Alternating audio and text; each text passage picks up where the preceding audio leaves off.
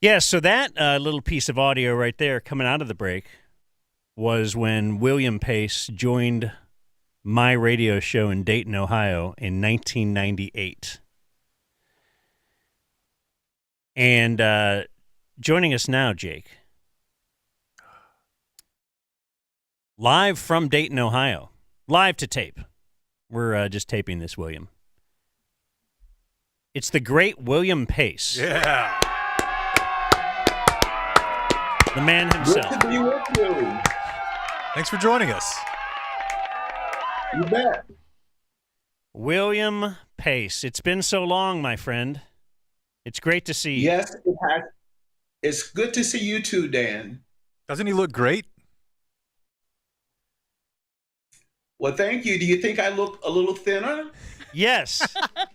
You look a little thinner. I know you were always concerned about your weight gain or / weight loss. So this is my partner, Jake. Hello. He is Hello, Jake. on the Nice top to meet there. you.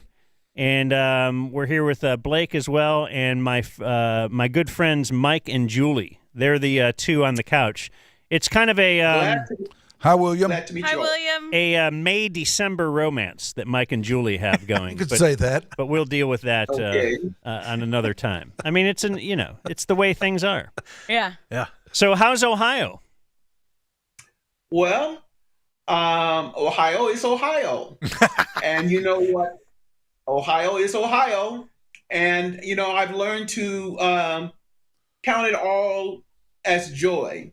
And so much time has passed since we originally met. Well, we won't say how many years ago it might have been. But I've come to see that, I've grown in the show. And the show is taking on a new direction. And from the early days, you were talking about the hairstyle. I felt I had to create a look, and I definitely created a look, and as well as the tuxedo, that was a look, it set me apart. And but we have had, big names on the show. We've had B.B. King on the show, Jimmy Walker on the show, Miss Patti Austin's been on the show. A lot of big name people. Mr. T. Dan McDowell. Yeah, And didn't you have Congressman Tony Hall on at one point? Congressman Tony Hall, a whole host of people have been on the show. And what people don't know, there's a story behind my show. In the early 90s and late 80s, I was singing all across the country, singing with orchestras and concert bands and nightclubs and so forth. And everywhere I went, people told me I was photogenic and I ought to be on TV. And I said, well, I did major in communications, mass media. It was really, I double majored, music, voice performance, and communications, mass media. It was just by accident. But now I look back over my life, I think it wasn't an accident. I was supposed to be in broadcasting. And more importantly, that I have a message for people. I didn't realize that until, I just, in the early days, wanted to be on because I wanted to be a celebrity, da-da-da-da-da-da-da-da. But then there's an interesting story I must tell you. It was in the early days when I met Dan in Dayton, Ohio, and we started doing inspirational moments on the show. Sometimes we read some scriptures that empowered people. And later, several weeks later on that show, there was a lady chasing me down the aisle in Cub's grocery store in Trotwood, which is a suburb of where I am. And she said, I saved her life.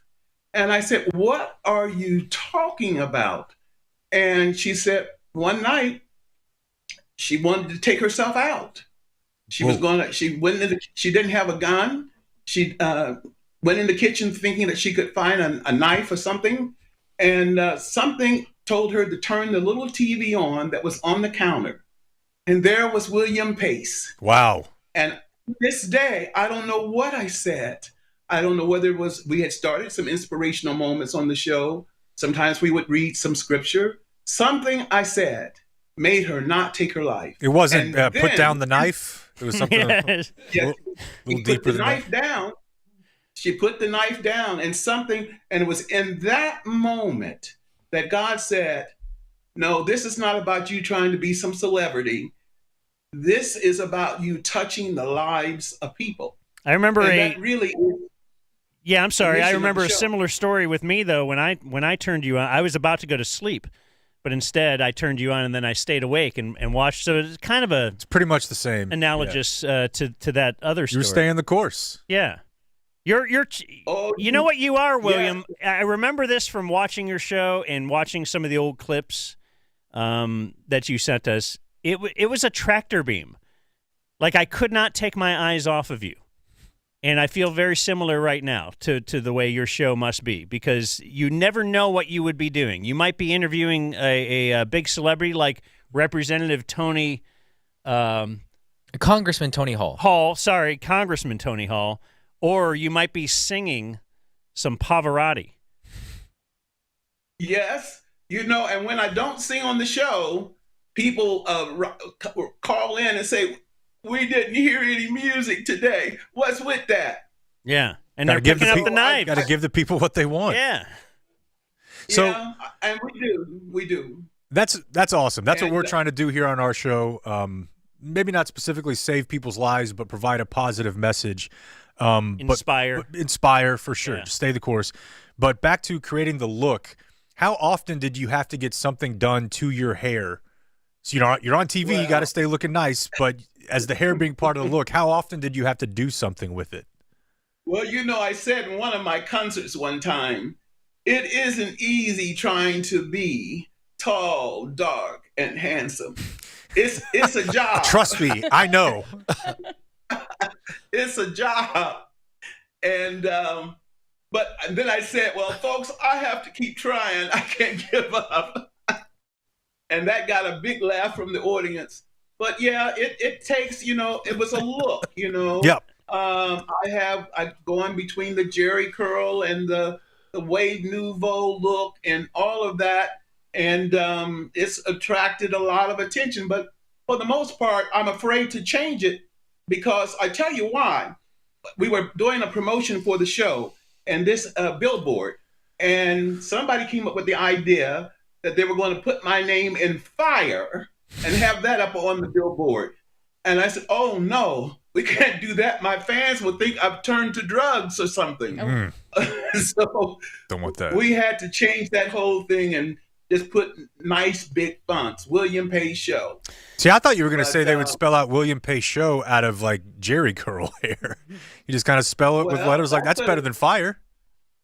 Yeah, that would have been another look, Mm-hmm. And but what people tell me they like about the show, and we receive letters all over the place, and this is what has made me capitalize on keeping the show based in Midwest, but having it syndicated throughout, because I'm afraid that I might lose what the viewers like about me. They say they like the midwestern charm with a cosmopolitan flair. Dan McDowell. Yeah.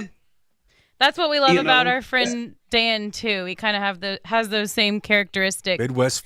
William, we loved watching the tape of when Dan went on your show. What was that? What do we say? 25 years ago, whatever it was. Wasn't that a riot? I was wondering And what you totally remember. Turned into a zoo. Yeah, it turned into a zoo. What do you remember from your whole Dan McDowell experience back in the day? Oh, I remember great things, and I treasure them too, because as I said in one show, it's rare in this industry that you find one on-air personality willing to promote another on-air personality. That is a rare thing, and that he befriended me. You must know why I feel so passionate about that, because let me tell you, when I came back from singing on the road and people said I needed to be in television and I went to the stations and they like the story in The Wizard of Oz. They told me, go get the Wicked Witch broomstick, come back with a list of sponsors and yada, yada, yada, yada. And they didn't do anything. So I said to them, the stations, I tell you what I'm going to do, fellas. I'm going to start my own production company, Yes. William Pace Productions. And then I'm going to form William Pace Advertising. And the advertising agency will be the one that will represent the William Pace show. And we'll just pay you for your airtime. That's how I came to be. Innovator.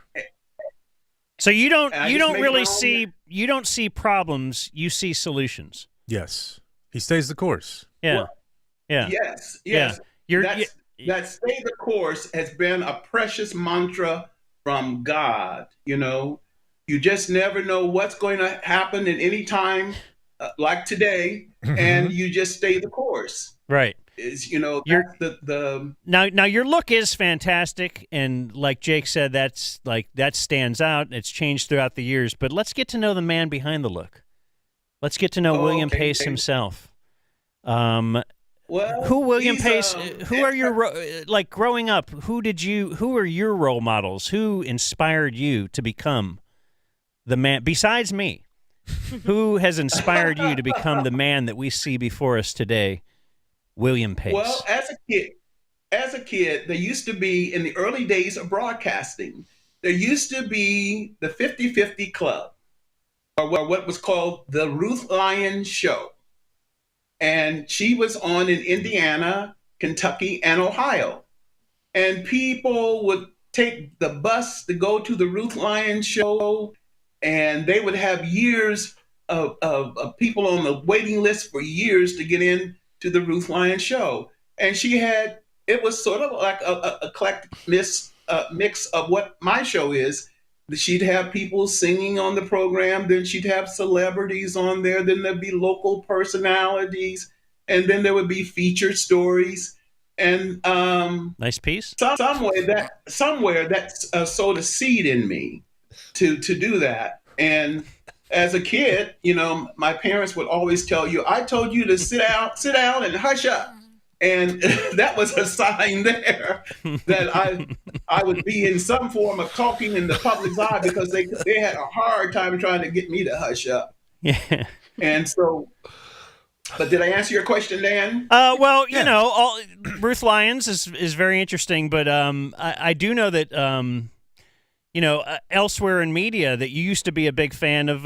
You used to be a big fan of Oprah, at least. Perhaps you've turned on Oprah over the years. Yes, absolutely. Absolutely. She has inspired many people. And I want to use my platform to inspire people, to empower people, to encourage people, to help people to have their best life. In fact, I've started the WP Foundation for a Better Life, because sign me up. Better life? What did you say? You can give people a better life with this foundation? I said sign me up. Okay. I will. That's the whole idea, because we want to make sure that people, if you don't have the best life, maybe you can have a better life. It's so simple. I love it. Yeah. You know, and that's what we do. We are a 501c3, and that's another part of the mission. And, you know, so much, you know, it's about, the word says, if you, without vision, we will perish. And I've been given a lot of vision. I don't know really that I've lasted 30 years on the air, doing it this way, never having a television station at the helm behind me, had to executive produce and direct. I can tell you interesting stories. All the stars that came on, it's great if you've got an ABC network or you got a local affiliate that, you know, you can say. But I had to say, when I was negotiating the interview with B.B. King, with the road manager, who else do you know on the sheer strength of their name? I'm William Pace, and I have a show in Dayton, Ohio. And when B.B. King comes here, I would like to interview him on the show. How many people you know who knew the name William Pace? No network affiliate, no local affiliate, nothing. And so I didn't know until that day until that day that when he was in town at the Memorial Hall that I had landed the interview. And boy, was that, we had to scramble and all of that, get the camera people and all of that. And we were told that we would only have 5 minutes. Oh, you hate that. A tight 5. They always tell you that. Oh, it was something. We had to get the dressing room set up, the lights and all of that. And he walked off the stage from his first half and sat down, and it was one of my best interviews. You killed it. It's interesting to know it's interesting to know what you can do when you are down on the final moment. There were no second takes. Yep. And that's up on the channel too. You can watch that interview with B.B. King. Where can people see these interviews right now? Let's promote what you have going on right now. Just go to the channel, William Pace Show, 5 words, William Pace Show, YouTube. And that'll pull it all up. So now you're broadcasting to the world. Well, it's you realize the world, the web is on the whole world. Yes. Yeah. Wide. It's interesting that I was interviewed a author of the book called Child Care Before Daycare. And she's from Charlotte, North Carolina. Well, someone took that show and had a big gathering and played that show in front of a lot of people. And they kept saying, William who? Where is he? Midwest, so you can see the vision that God has for me. You just have to stay the course. You can't. Yes. There are a lot of things to beat you down, and you just have to defy it. And I just want to be clear that Oprah, while great, never had B.B. King or Congressman Tony Hall on, and you have. So maybe you have a leg up on her a little bit. How about that? Well, I take that as a compliment. And yes, sir. I think the world of Oprah, I think what she has done, how she has used television to empower people, that is what I want to do. And she used to give away cars, and you gave away chocolate. Yeah, fine chocolate. Esther Price fine chocolate. Do you remember that? Yes, I do remember that. And did you ever see that show with Jimmy Walker? Of course. Of course. I gave him a box of Esther Price, totally unscripted, like the Dan McDowell with the diet and all of that. He took that box of candy and said, "Oh, white and black folks can have this," and he just made it comical and totally unscripted. Because it had dark chocolate and light chocolate, right? Yes. Yeah, that's the wit of Jimmy Walker. Yeah. Yeah. Yes. And Dan And then McDowell. the interview with Mr. T, I tell you, boy, I was a nervous wreck after that interview because, the things that you thought viewers would want to know, I would ask the question, he would go somewhere else with it. And Mr. that T. went on for the whole interview. Classic T. Classic Mr. T, am I right? Yeah. Yeah. And here again, what people don't know, how did William Pace get these stars to come on a local show? No network affiliate support, no local station affiliate support. It's kind of like us landing William Pace without being on a network. That's right. It's huge. We are on YouTube. Well, See, that's an entirely different look. I like it, though. I like all your looks. Which look are you talking about? We were just looking at a picture of you with Mr. T when you were wearing the tuxedo. With the tuxedo and the ponytail? Yeah, that hair is something. Your hair is something to be envied. Nice little corsage, maybe. Yeah. Yeah. Looks like you're a man of size. Looks like you tower over Mr. T. I don't think Mr. T's that tall, right? Oh, really? How tall are you, William? I'm 6'1". Well, there you go. Yeah. I'm 6'1". That's not too shabby. Yes. Yeah. Well, you're looking clean up there with Mr. T. Yeah. Well, I was just glad to land that interview. Anytime you can get a celebrity to come on the show, and it just gives the show more credibility, and I'm in it for the long haul. So I'll be doing the show probably longer than Sally Jesse Raphael. all together. And what is she Ran him now stray? in her 80s? So, it's just in me. What has happened over the years, and when I look back at the shows, when I first started, it's like, okay, I'm going to do this. I like this. But now I have inhabited the call. I just have become a part of the plan for my life. And so it takes a little while to figure it out. There were some detours that I wished I hadn't made.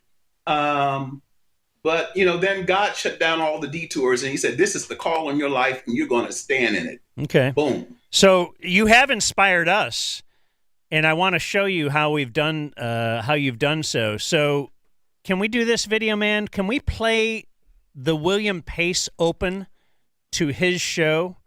Just so this is not our Open, but the William Pace Open. Do you know what number that is?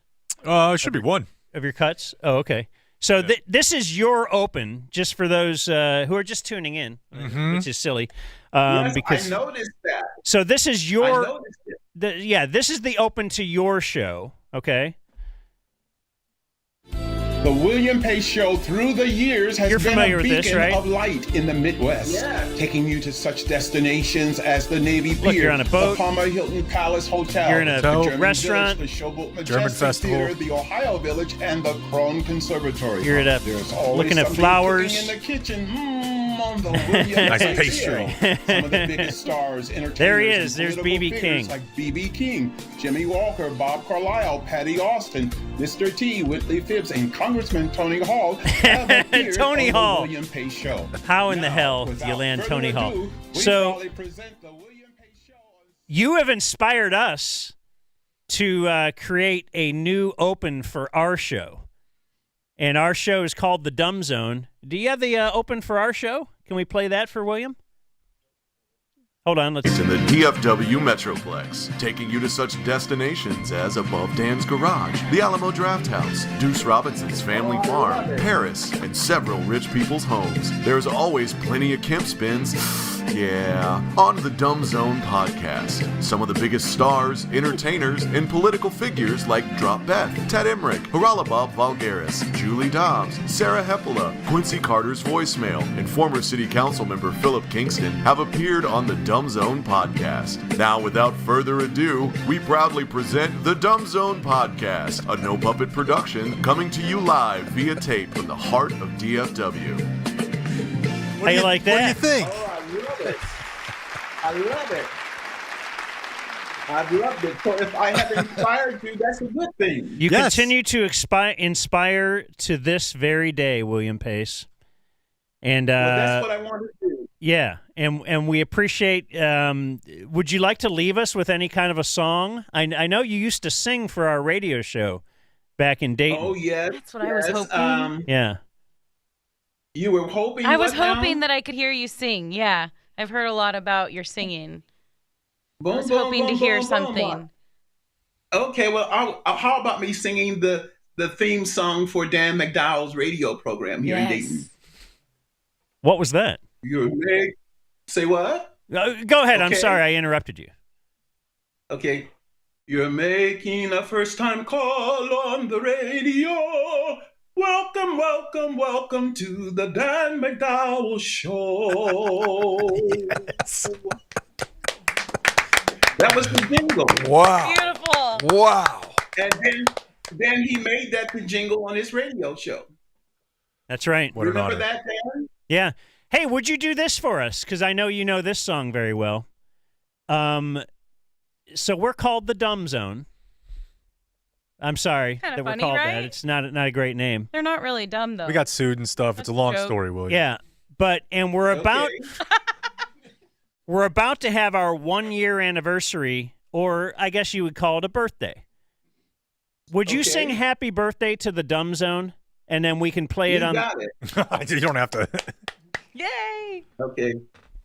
Happy birthday to you. Happy birthday to you. Happy birthday. to the Damson. Happy birthday to you. Yeah! Wow. What a voice. Woo! Fantastic. Thank you.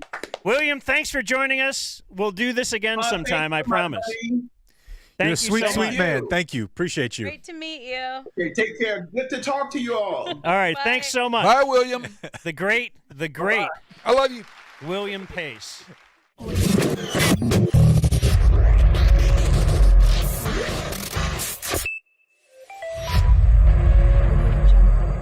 No puppet.